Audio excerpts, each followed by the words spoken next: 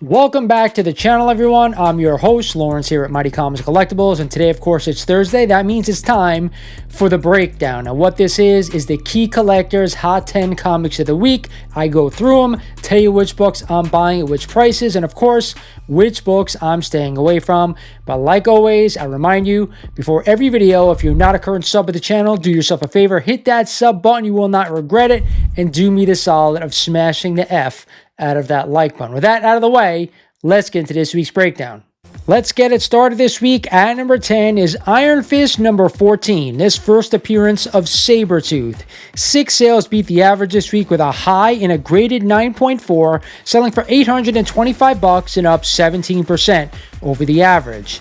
Next up, we had a graded 9.0 sale for $525, up 8% over the average. And finally, a graded 8.0, selling for only $350 and only up 1% over the average. This is the third time in 2025 that Iron Fist number 14 makes the Hot 10 breakdown. I've been saying it over the past 5 to 7 years. This book is undervalued in my opinion, but that doesn't mean there's not a lot of copies out there. For me, I'm okay spending $500 on a 9.0, a 9.2.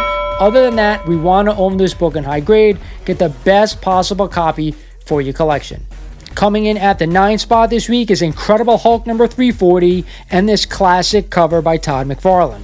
11 sales beat the average this week with a high in a graded 9.8, selling for $1,150 and up 9% over the average. We also had a graded 9.6, sell for $475 and up 19% over the average.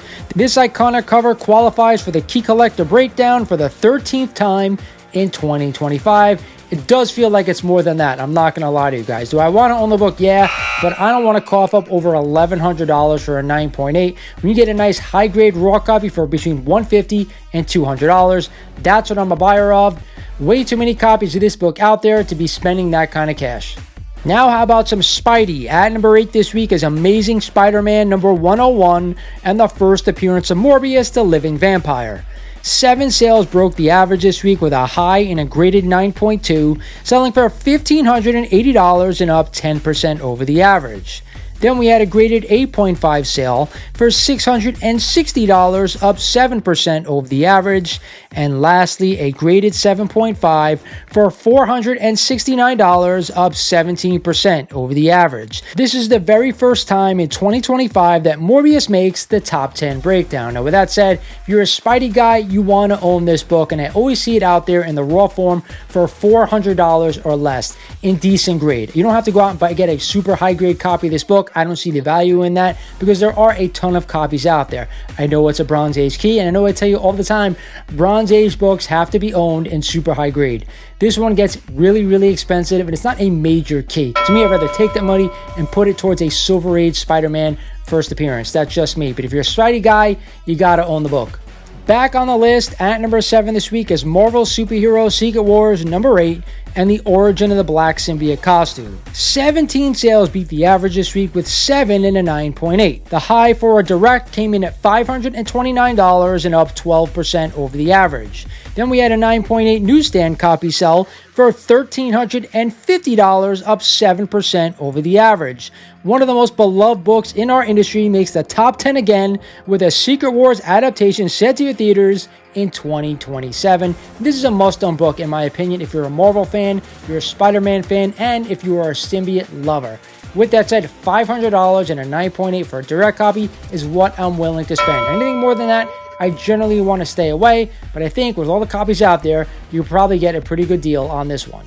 It feels like deja vu all over again. At number 6 this week is Amazing Spider-Man number 300 and the first full appearance of Venom. This is also an iconic cover by the Todd Father and a milestone issue. 8 sales beat the average this week with a high in a graded 9.8, selling for $2,550 and up 2% over the average. Then we had a graded 9.6 sell for $975, up a crazy 18% over the average. This is the 29th time in 2025 that Venom makes the Key Collector Hot 10. remarkable. This book just keeps going and going and going. And we all know CGC, this is the most graded copy out there. So I say you got to own the book. There's no question. If you're a Spidey guy, Venom guy, you love classic covers, this is a modern staple to boot. You must own. But I don't want to spend $2,500 at a 9.8. I could take that money and put it towards a rarer comic, a more important comic with less copies out there. Do I want to own the book? Yeah, but I don't want to cough up this kind of cash. Speaking of more important books, at number 5 this week is Giant Size X-Men #1 and the first appearance of the new X-Men team. 5 sales only beat the average this week with a high and a graded 9.2, selling for $4,409, up 1% over the average. Next up, we had a graded 9.0 sale for $3,837, but flat against the average. And finally, a graded 7.0, selling for $2,200 and up 6% over the average. This is the 16th time in 2025 that Giant Size X-Men #1 has qualified for the Hot 10. Again, I tell you all the time, there's 10 books from the Bronze Age that I want to own for the long term, and this is right at the top of the list. For a long time, I was telling you, stay away from this book. It's still free falling, but right now, I do not know. I think we're going to get a lot of fluctuation over the next couple of years. So if you want to own your copy for the long term, I said go ahead. Giving this book my blessing. It is definitely a long-term hold. Just make sure the whites are white and the colors really pop. Coming in at the 4th spot this week is the hottest comic book out there. It is Amazing Spider-Man #129 and the first appearance of the Punisher, Frank Castle. This is also the first appearance of the Jackal and an iconic cover by John Romita Sr. and Gil Kane.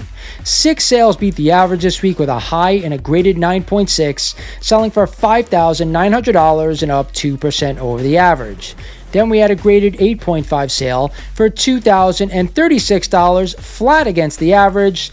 And finally, a graded 7.0, selling for $1,413, up 2% over the average. The Punisher's introduction ranks on the list for an incredible 37th time this year, making it the most dominant key issue on the secondary market. Again, this book is highly coveted.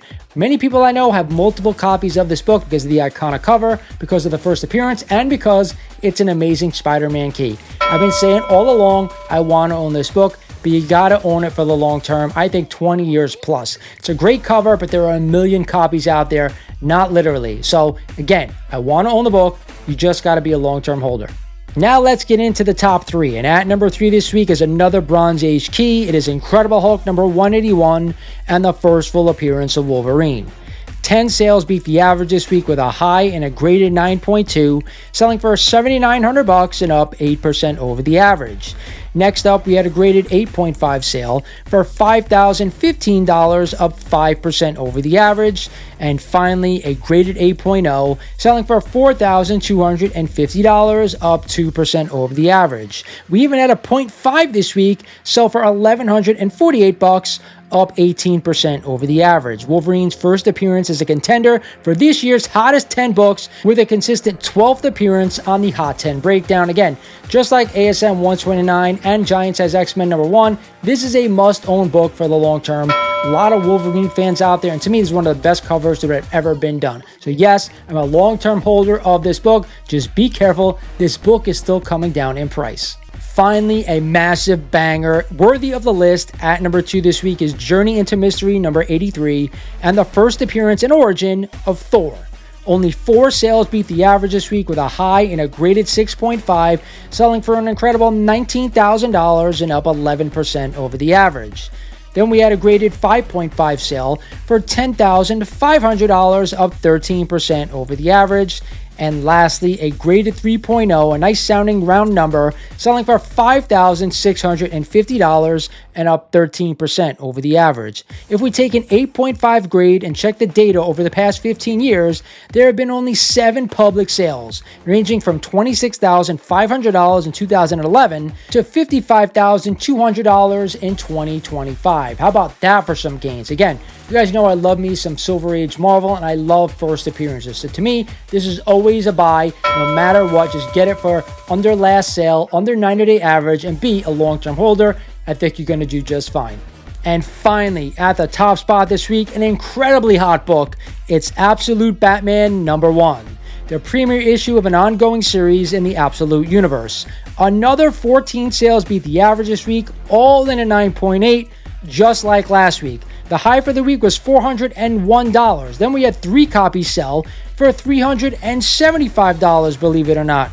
This is the 5th week in 2025 and the 3rd of the top spot that Absolute Batman #1 has ranked on the Key Collector Hot 10 breakdown. I gotta tell you guys, this book is unreal. It keeps going higher and higher and higher. It feels like that Ultimate Fallout 4 Djurjevic variant. I know that book was on another stratosphere at $40,000+. So this and 9.8 for $400, just feel like it has that type of momentum going behind it. Do I want to spend $400 in a 9.8? Hell effing no. I believe it's like out of like roughly less than 4,000 copies graded, like over 3,000 are 9.8s already. So just be careful what you're willing to spend for this book.